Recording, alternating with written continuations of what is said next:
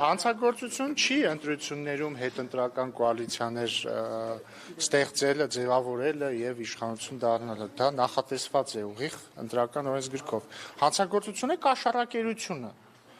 Սա մեկ, երկրորդը ոչ անպայման է, որ ամեն ինչ, որ հանցագործություն չի, լավ բան լինի։ Հիմա մենք համարում ենք, որ Քոչարյանի եւ երկու օլիգարխների իշխանության գալը վատ բան է եւ դա պետք է կանխել։ Արդյոք դա հանցագործություն է ինքնին։ Եթե արդար ընտրվեն, հանցագործություն չի, բայց շատ վատ բան է։ Որ օրինակ, այն որ մի ընդհատեք ինձ էլի, չէ, Երևանում Քոչարյանն ու օլիգարխները չեն եկել իշխանության։ Օրինակ, Վարդանիկը ընտրվեց Գյումրու քաղաքապետ, ինչի արդյունքում։ Երբ որ Քոչարյանական եւ Սերժ Սարգսյանական եւ ռուսաստանցի օլիգարխական մի քանի ուժեր բաժանվեցին մի քանի բլոկերի եւ հետընտրական համագործակցությամբ Վարդանիկը ընտրվեց քաղաքապետ։ Ինչը ինքնին հանցագործություն չէր, բայց դրանից ուղիղ 6 ամիս անց Վարդանիկը ձերբակալվեց կաշառակերության մեղադրանքով։ Հիմա ինչ կլինի տարբերությունը, եթե Քոչարյանն ու երկու օլիգարխները տարբեր բլոկների բաժանված հաջողեն ստանալ մարդկանց մեծամասնության քվեն եւ գան իշխանության։ Կաշառակերության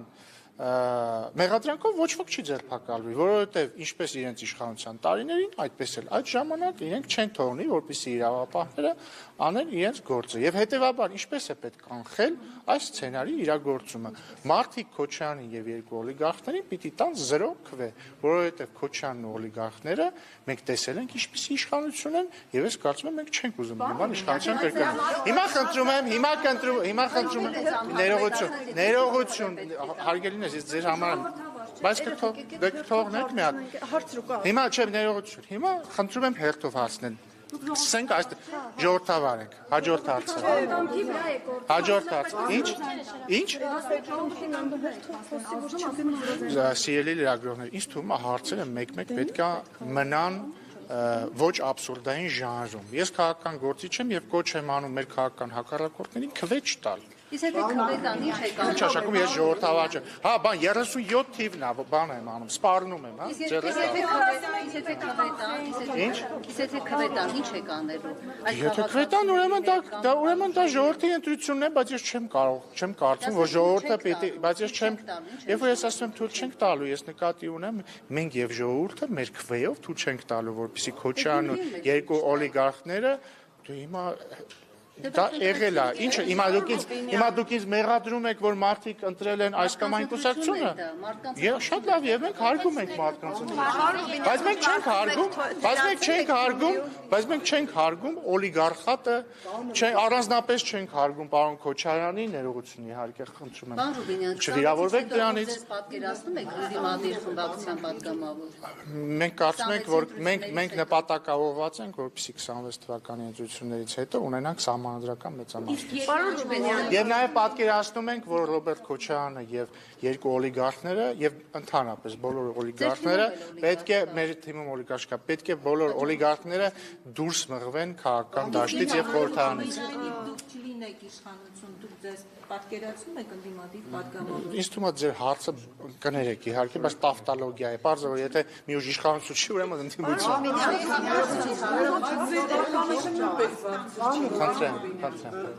Օլիգարխի դասական ձևակերպությունը, որ մարդը, որը բիզնեսմեն է, մեծ լծակներ ունի տնտեսության վրա, դա չի սահմանում։ Կարողանում է քաղաքականության վրա որոշումներ կայացնել եւ ըստ այդ եթե տնտեսությունն ու բիզնեսն ու քաղաքականությունը իրեն փոխկապակցված են տվյալ անձի որոշումները ազդեցություն ունեն, նա է օլիգարխ։ Հիմա եթե դուք օրինակ այս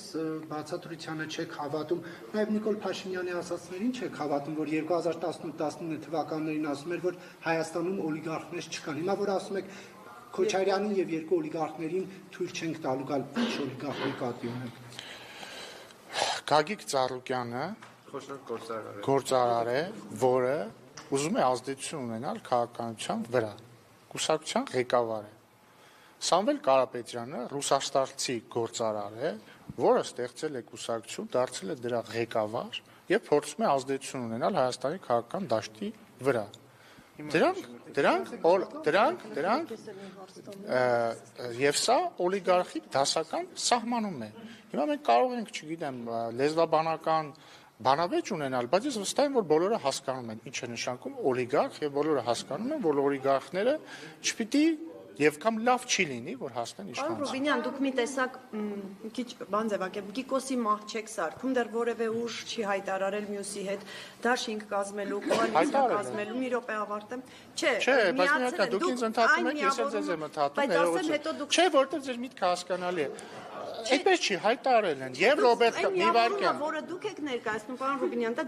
դա համագործակցության մասին դրանց շուրջ հայտարարություն չկա։ Սիրելի շողի, կա ասում։ Լավ, ասեք։ Կա, որովհետեւ Ռոբերտ Քոչյանը հայտարարել է, որ պետք է ընտրությունների գնալ մի քանի բլոկով եւ համագործակցությամբ հեռացնել այս իշխանությանը։ Ռոբերտ Քոչյանի թիմակից եւ Ծառուկյանի մոտ գործուղված Անդրանիկ Թևանյանը հայտարարել է, որ իրենց ուզածը Գյումրիի երկրորդ սցենարն է։ Ռուսաստանցի օլիգարխ Սամվել Կարապետյանի Զարմիկը հմեկի եթերում հայտարարել է, որ իրենց ուզածը Գյումրիի սցենարի կրկնությունն է, բոլորը կարող են գնալ, չալարել, գտնել, տեսնել, բառացի, դրանք արված են։ Եվ հետևաբար ակնհայտ է, որ իրենց նպատակը դա է։ Ինչ վերաբերվում է Կիկոսի մահի մասին չի հարցը։ Կիկոսի մահի մասին չի հարցը։ Ես ընդամենը ասում եմ հետևյալը, մենք ասում ենք ընդամենը հետևյալը։ 2026 թվականի հունիսի 7-ին լինելու է ընտրությունը բարեբախտաբար կամ ցավոք հետևյալի վերաբերյալ։ Իրենք քվե են տալիս գործող իշխանությանը մարդիկ, թե քվե են տալիս Քոչյանին եւ երկու օլիգարխներին իրենց արբանյակների հետ միասին։ Այստեղ շատերը կարող են ասել, բայց ինչու կան նաև այլ ուժեր։ Շատ լավ, ես դեմ չեմ լինի, եթե այլ ուժերն էլ ձայն ստանան, բայց Քոչյանն եւ երկու օլիգարխները չպիտի քրեստան։ Պարոն Ռուբինյան, ստացվում է, որ անհանգստություն ունի ամեն դեպքում իշխանությունը, որ ընդդիմությունը կարող է կոնսոլիդացվել։ Արդյոք իշխանությունը ունի որոշակի հարցման տվյալներ, այսինքն որևէ տվյալ, որը վկայում է, որ ընդդիմության կոնսոլիդացիան վտանգ է ներկայացնում իշխանության համար։ Հիմա դուք կարող եք ասել լավ չի, բայց ամեն դեպքում դուք ունեք տվյալներ, հաստական տվյալներ։ Բոլոր տվյալները վկայում են այն մասին, որ քաղաքացիական պայմանագիրը մի քանի անգամ գերազանցում է ցանկացած ընդդիմադիր ուժի մի ընդհատեք ինձ խնդրում եմ վարկանիշով հարցը դե այնքան եք բանը ընդհատում որ արդեն շարժում եք մտածում եմ ընդհատում եք այդ առումով անհանգստություն չկա բայց ես կարծում եմ մեր քաղաքացիները պիտի իմանան ինչ է կատարվում քաղաքական դաշտում նրանք պիտի իմանան որ մեր ընդդիմադիր գործընկերները որոշել են տարանջատվել միմյանցից կեղծ կերպով օրինակ մի ուժից մյուս ուժ մարդ են գործում օրինակ չգիտեմ Վարդևանյան Արամը սկզբից Քոչյանի ուժի падգամավորներ եւ Քոչյանի փաստաբաններ հիմա Ռուսաստանցի օլիգարխի փաստաբանն է եւ նրա թիմի ներկայացուցիչ Թևանյան Անդրանիկը սկզբից Քոչյանի թիմի падգամավոր էր հիմա Ծառուկյանի մոտ է այսինքն սրանք բայց մի վարքյան արա սիրելի գործընկերներ խնդրում եմ ես ձեզ էլի եկեք պայմանավորվենք ես խոսում եմ դուք չեք ընդհատում դուք հարց եք տալիս ես չեմ ընդհատում ես իրոք հոգնել եմ էլի ես ամեն ինչից անկեղծ ասած այս ամենից ես հոգնել եմ Հայտնի է, որ դուք էլ վարկանիշ ունեք բարձր։ Որտեղից է հայտնի։ Տարբեր հարցումներ Է որ հարցում է, այդ ոնց անձն աչքով երևում։ Չէ, դա երևում է։ Չի երևում։ Դա տեսնում։ Լրագրողները ներողություն, տվեք, լավ, հա։ Դուք այնքան բարձր վարկանիշ չունեք, որպեսզի մեծամասնություն կազմեք միայնակ։ Ո՞վ է դա ասում։ Ում հետ եք դուք համագործակցում։ Դե ձեր հարցը կներեք, բայց Չեք այրում կամուրջները։ ձեր հարցը կներեք, բայց շատ տարօրինակ էր եւ ոչ պրոֆեսիոնալ, որովհետեւ ես հիշում եմ 2021 թվականի ընտրություններից առաջ էլ նույն լրագրողները գալիս ասում էին դուք վարկանիշ չունեք, ընտրություններում պարտվելու եք, արդյունքը բոլորը տեսակ, բայց մի վարքյան թողեք ավարտեմ էլ։ Երկրորդն էլ ասացիք, ինչ ասացիք, չենք այրում կամուրջը, Քոչյանի հետ կամուրջ չկա, Քոչյանի հետ բոլոր հայ ժողովուրդը, ես կարծում կարծում եմ Հայաստանի ժողովուրդը ես կարծում եմ 2026 թվականի հունիսի 7-ին պետք է Հայաստանի ժողովուրդը այրի բոլոր կամուրջները Քոչարյանի եւ ռուսաստանցի օլիգարխի հետ, մնացած օլիգարխների հետ, որպեսզի վերջապես ազգային ժողովը նորմալ քաղաքական բանավեճերի տեղ դառնա, ոչ թե որ գան բան դավաճան, այսինչ դավաճան, այսինչ այդ ամեն ինչը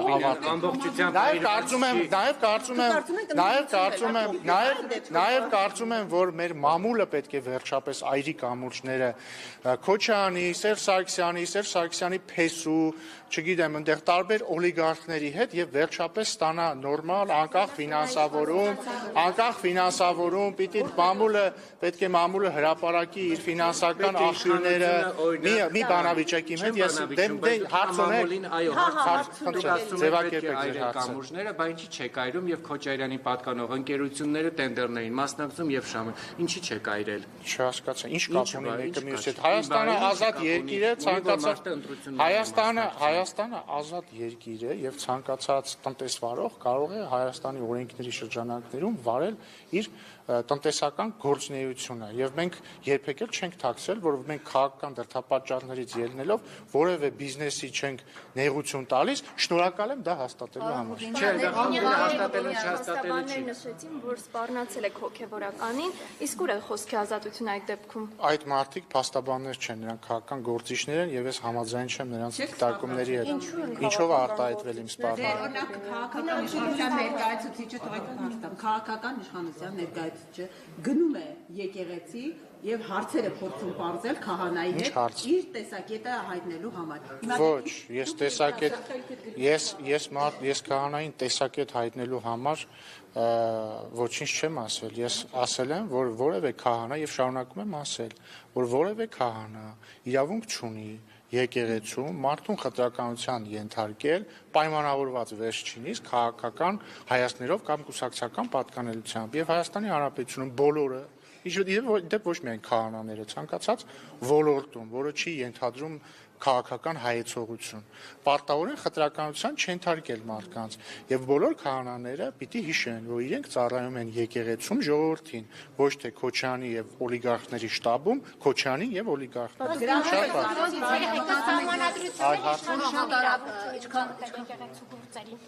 իշխանությունը եկեղեցու գործերին չի միջամտում եւ իդեպ կներկայանաք դուք պոտ լրատվամիջոցից եք։ Արմատ մեդիան ում է պատկանում։ Ով է ֆինանսավորում Արմատ մեդիան։ Երբ որ հաշվետվությունը լինի Բայց ինչ խնդիր կա ասեք։ Հրաժարվում եք ասել։ Չէ, ես ուզում եմ իմանամ ում հետ եմ խոսում։ Ես էլ ասում Մանբալի Արաքելյանի։ Չէ, նկատի ունեմ որ լրատվամիջոցի ներկա։ Չէ, ուզում եմ հասկանամ դա ինչ լրատվամիջոց է։ Ես էլ ասեցի, եթե Կա որևէ մեկը այստեղ որ գիտի Արմատ մեդիան ում կողմից է ֆինանսավորվում։ Ես չեմ ասում խնդիր կա թե չկա, ես ուզում եմ հանրությունը եւ մենք բոլորս իմանանք ով է օրինակ ես գիտեմ TV5-ը ուղիղ կապի մեջ է Ռոբերտ Քոչարյանի հետ։ Բոլորը սա գիտեն եւ ամենայն արգանքով նորմալ է դա, լավ է թող բոլորը իմանան։ Հիմա երբ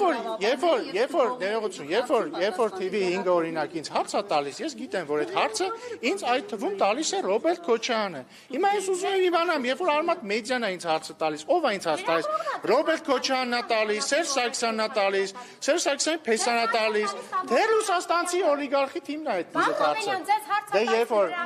խնդրում եմ մի գոռացեք Խնդրում եմ մի բղավեք ինձ վրա, էլի։ Խնդրում եմ մի բղավեք ինձ վրա։ Այլ հարցեր կան։ Տեսեք, օրինակ,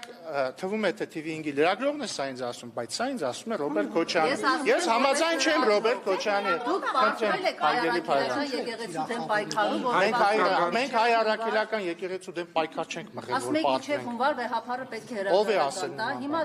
10 Ով է ասել նման բան։ Դուք եք ասում։ Ով։ Անուն ազգամ, ես այդպիսի բան չեմ ասում։ Ոչ ես, ոչ բոլորս այդպիսի բան չենք ասում։ 10 եպիսկոպոսներից մեկը, այսպես ասած, հետ քայլ է արել։ Սա Ես չգիտեմ ինչ իմաստով։ Զրույցից հետո ինչպես հարցը դալիս գոռում ես կողքից։ Չգիտեմ։ Չգիտեմ։ Գյումրի երկու թույլ չտալու համար արդյոք իշխանությունը օրինակ կգնային ճանապարհով, որ որոշ ուժերի չգրանցի ընտրություններին մասնակցել։ Իշխող ուժը չի գրանցողը, եթե խոսքը ընտրությունների մասին է, կենտրոնական ընտրական հանձնաժողովն է, կենտրոնական ընտրական հանձնաժողովն էլ իր որոշումները կայացնում է ըստ ընթացակարգերի։ Չգիտեմ, չեմ կարող ասել ինչ իմաստն է խոսքը։ Եթե որևէ կուսակցություն եւ որևէ տեխնացու ոչ մի հակաօրինական բան չի արել եւ համապատասխանում է բոլոր չափանիշներին, ինչու չպիտի գրանցվի։ Հիմա այդպիսի կուսակցություն Ինչ։ մենք բարձր ցուցանիշ ունենք 50-ից ավելի ձայն են գրավելու, այնուամենայնիվ անհանգստություններ ունենք, որ ընդդիմության համախմբումը կարող է իսկապես վճռորոշ լինել եւ Սիրելի գործընկերներ, մենք ես Կապեից շատեր են այս հարցով անընդհատ լայվեր մտնում, դասաձայնում, որ ժողովուրդ ջան հասեք, ուզում են համախմբվել։ Հարգելի լրագրողներ, հարգելի լրագրող, ախր լավ մի քիչ հարցը կարճ, հա, բայց շատ երկար եք ձևակերպում, կեսը ելույթ է, բայց մի վարքյան թողեք էլի։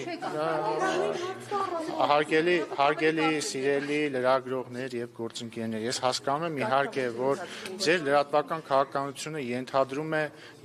զուգահեռ երկու թեզի առաջ մղում, թեզ համար 1 ԿՊ-ն դիկտատորական եւ հանցագործ ուժ է, որը վախի մեջ է պահում բոլորին, սպառնում է բոլորին, ծեծում է բոլորին եւ այլն, եւ զուգահեռ նարատիվ համար 2 ԿՊ-ն խոճապի մեջ է, բոլորը ճամփրուկները հավաքում են։ Կհամաձայնեք, որ նախ դրանք իրար այդքան էլ չեն համապատասխանում, որտեղ եթե 37 թիվն է, այդ ոնց է ԿՊ-ն խոճապի մեջ։ Բայց իրականում երկու թեզերն էլ կատարապես սխալ են, որովհետեւ ոչ 37 թիվն է, ոչ էլ ԿՊ-ն խոճապի մեջ է։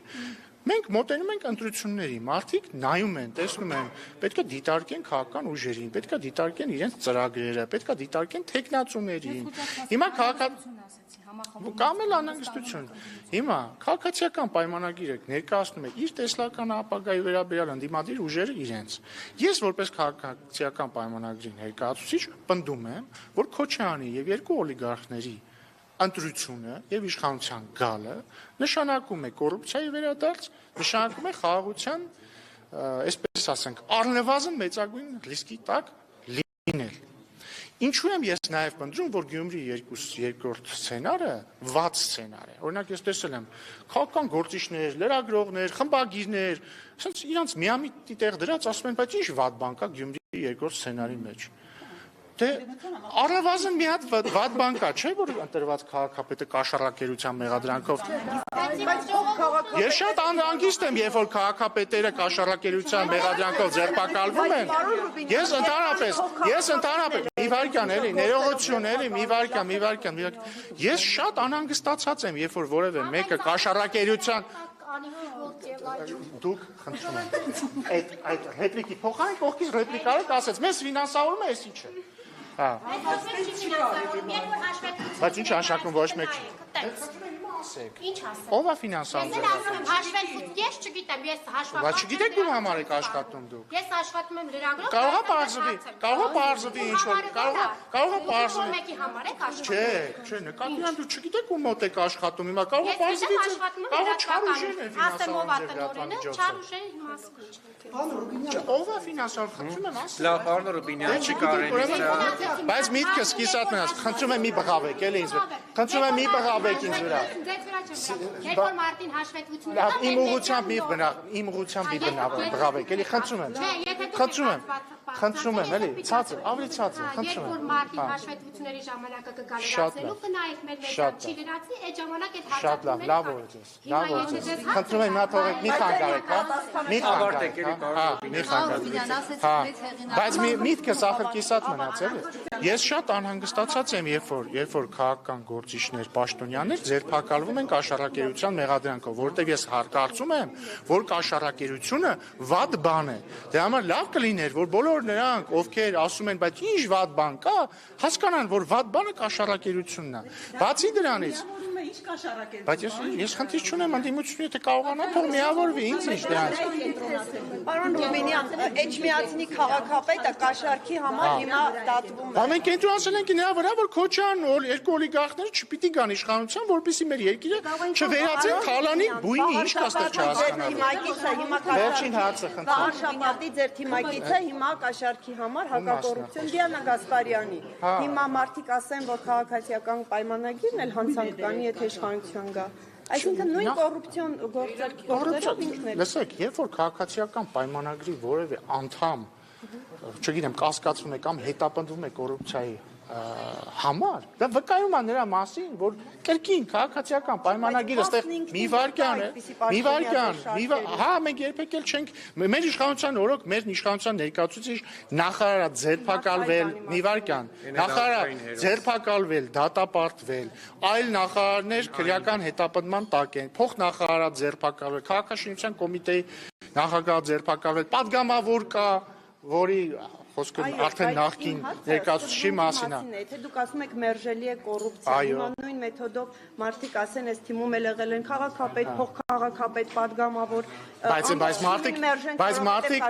բայց մարդիկ տեսնում են, չէ՞, որ մեր իշխանության օրոք ովքեր որ ազնիվ են, շարունակում են աշխատել, ովքեր որ ազնիվ չեն, մեկ ասել այնտեղ կմնան։ Լսեք էլի ինչ եմ ասում, ովքեր որ ենթադրյալ հանցանք են գործել, իրենք հետապնդվում են։ Ինչ վերաբերում է Քոչարյանի եւ երկու օլիգարխների իշխանության տարիներին, իսկ ես ուզում եմ հիշեցնել, որ Քոչարյանն ու երկու օլիգարխները իրար հետ երկար տարիներ իշխանության են կիսել, մասնավորապես երբ որ օրինակ Քոչարյանը նախագահ էր, Ծառուկյանը իշխանամետ ֆրակցիայի կուսակցության ղեկավար էր, մի վարքյան, Ռուսաստանցի օլիգարխի եղբայրը ՀԿ խմբակցության ղեկավարն էր մարտի 1-ի ժամանակ, հետո Սերժ Սարգսյանի աշխատակազմի ղեկավարն էր, այ իրանց իշխանության տարիներին, երբ որ մարդիկ կաշառք էին վերցնում, իրենք չէին դատվում։